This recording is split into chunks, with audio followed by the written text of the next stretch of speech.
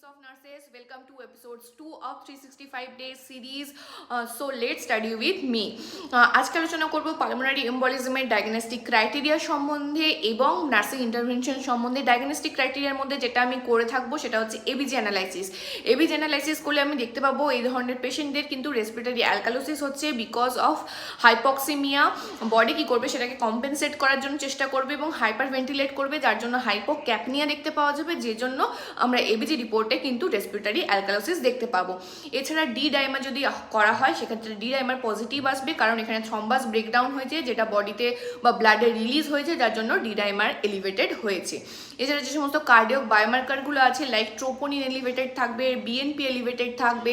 যদি আমরা এই ধরনের পেশেন্টদের ইকো করে থাকি তাহলে দেখতে পাবো রাইট ভেন্ট্রিকেলের সাইজ অনেকটা বেড়ে গেছে এবং রাইট ভেন্ট্রিকেলের ফাংশন কিন্তু অনেকটা ডিক্রিজ হয়ে গেছে। গোল্ড স্ট্যান্ডার্ড টেস্ট কিন্তু এক্ষেত্রে পালমোনারি এম্বলিজম কনফার্ম করার জন্য কিন্তু কম্পিউটেড টোমোগ্রাফি পালমোনারি অ্যাঞ্জিওগ্রাম অর্থাৎ সিটিপিএ কিন্তু এখানকার গোল্ড স্ট্যান্ডার্ড কনফার্মেটারি টেস্ট।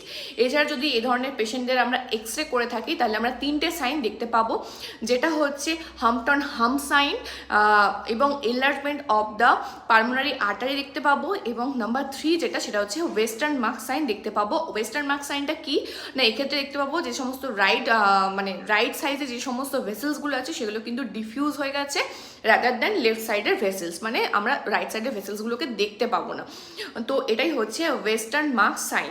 তো এই 3টে সাইন কিন্তু আমরা দেখতে পাবো। তো এই ক্রাইটেরিয়াগুলো হচ্ছে ডায়াগনস্টিক ক্রাইটেরিয়া। এবার এর জন্য আমরা নার্সিং ইন্টারভেনশন কি করতে পারি, আমরা এবিজিটাকে অ্যানালাইসিস করতে পারি, আমরা ওখানকার যে হেলথ কেয়ার প্রোভাইডার আছে তাকে আমরা ইনফর্ম করতে পারি, আমরা বেডটাকে সবসময় কিন্তু এলিভেটেড রাখবো, হেড সাইডটাকে মানে বেডের হেড সাইডটাকে আমরা সবসময় এলিভেটেড রাখবো।